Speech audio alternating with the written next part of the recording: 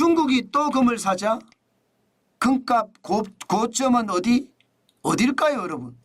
일단 이거부터 먼저 보시죠. 2023년 말에 중국의 금 보유량은요 2226.4톤이었습니다. 2226.4톤이요. 그런데 올 6월 말 2264.3톤입니다. 6개월 사이에 37.9톤이 늘었습니다. 중국이 계속 또 사재한다는 이야기잖아요. 와, 금값 이렇게 되면 진짜 고점이 어디일까? 진짜 아무도 모릅니다. 중국이 금을 사기 시작하면서부터 금값이 많이 올라갔거든요. 2008년만 해도 중국의 금 보유량은 547톤이었습니다. 그러던 것이 2013년에 갑자기 말입니다. 1100톤이 됐어요. 이게 러시아가 크림반도를 점령하고 나서 서방의 제재를 받거든요. 러시아가 고난을 겪었거든요. 서방의 제재 때문에. 그 제재를 보니까 중국은 이게 아무래도 대만에 대한 어떤 통일에 대한 욕구가 있거든요. 이거 자칫 잘못하면 세계 서방이 견제를 해서 문제가 생기겠구나. 그런 생각을 했고요. 크림반도를 점령하면서 러시아가 버텼던 이유는 금이 많았기 때문에 버텼다거든요. 그래서 중국은 금을 사기 시작한 거예요. 지금 금을 2014년에 1100톤까지 샀다가 2015년에 1년에 금 산 거 보세요. 1년에 금 산 거. 800톤이 늘었습니다. 800톤. 진짜 엄청나죠. 대한민국이 354톤에 비하면 엄청난 겁니다. 그리고 2019년에 1948톤. 1948톤을 쭉 가다가 2022년에 2010.51톤까지 사들였는데 또 말입니다. 2023년 사들이고 2024년 사들이고 지금 중국은 금에 미쳤습니다. 게다가 지금 중국의 상황이 사실 내수가 좋지 않습니다. 발표되는 지표보다가 훨씬 더 어렵다는 게 현장에 있는 사람들의 이야기입니다. 중국은 곧 무너진다는 이야기가 심심치 않게 나온다는 거예요.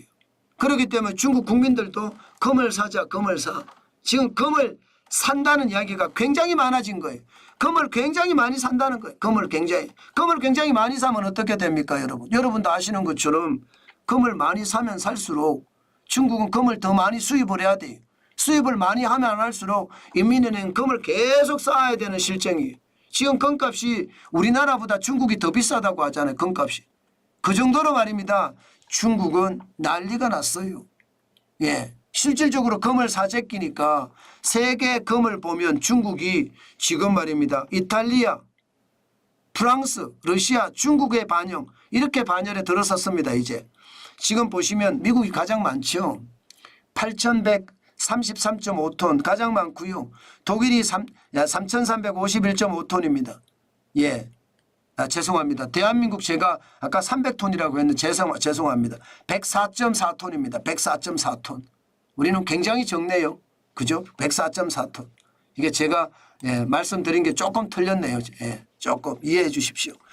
어쨌든 중국의 금은 굉장히 많죠. 스위스는 1040.4톤. 일본도 846톤입니다. 인도도 831.4톤이고요. 대만도 422.4톤. 영국은 310.3톤이에요. 대한민국은 104.4톤. 대한민국은 찌질이도 적지요. 경제의 규모는 세계 경제에서 뒤치지 않는데 적어도 아무리 늦어도 경제 규모가 12위는 되잖아요. 12위는 되는데 금 보유량은 104.4톤. 이게 정치인들이 말입니다. 갈라치기 하는 바람에 이게 신경을 못 쓰는 것도 있습니다. 특히 한국은행 총재들 세상의 눈치만 보고 있어. 세상의 눈치만. 이게 바르게 한국은행 총재, 미국의 중앙은행 연방준비제도 이사회처럼 전방준비제도처럼 이렇게 뭔가 독립적으로 굳건해야 되는데 그렇지 못하니까 금이 찌질합니다. 한국은행은 요즘 비난받아도 아마 어떤 변명도 못할 겁니다. 지금도 금 왜 안 샀냐? 한국은행은 바보냐? 한국은행의 머리 천재들이 그렇게 많은데 도대체 한국은 뭐 했냐? 이런 얘기가 나올 수밖에 없습니다. 아니 104.45톤밖에 안 되니까 말입니다. 중국은 지금도 계속 사재 있기잖아요. 자, 그러면 금값이 어떻게 될까요, 여러분? 금값. 지금도 말입니다.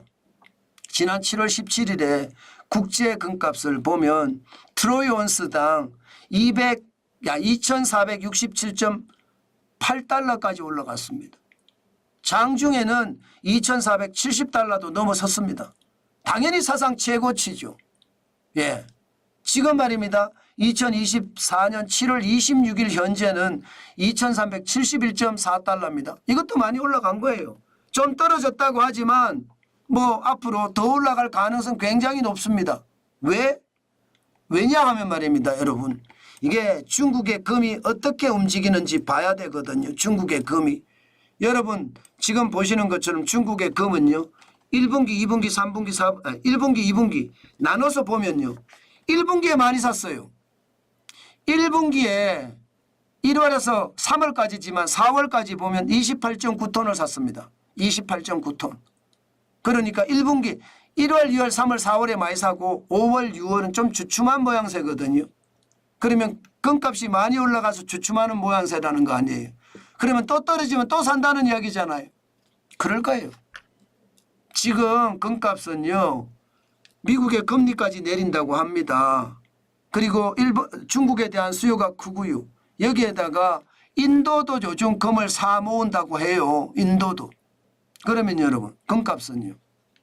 아마 제가 봐서는 더 올라갈 가능성 굉장히 높고요. 금이 앞으로 이미 늦었습니다. 이미 늦었지만 투자 수단이 된 것은 진짜 대단하다. 저는 그렇게 생각합니다. 제가 금을 사자 금을 사 그때 이야기했을 때가요. 2020년부터 제가 막 시끄럽게 떠들었거든요. 2020년 1월 2일에 1187.4원 이때는 제가 금 사자고 이야기 안 했습니다. 제가 금 사자고 이야기했을 때가 이게 2021년 제가 들어서서 금을 사자 이야기를 참 많이 했습니다. 그때 금을 샀으면 뭐 지금쯤 금값이 지금 굉장히 많이 올랐죠. 51.1%가 올랐으니까. 금으로 돈 번 사람 많지요. 그 당시에 말입니다. 정환진 TV 구독자분 중에 40년 동안 당신은 금만 사들였다 이렇게 말씀하시는 분도 계셨어요. 지금도 정환진 TV를 보고 계실 겁니다. 그런 분들은 지금 금값이 워낙 많이 올라서 부자도 엄청난 부자가 됐다는 뜻입니다. 투자는 그런 겁니다. 이게 대한민국의 판만 읽어서 시장을 다 볼 수 있는 것은 분명히 아닙니다.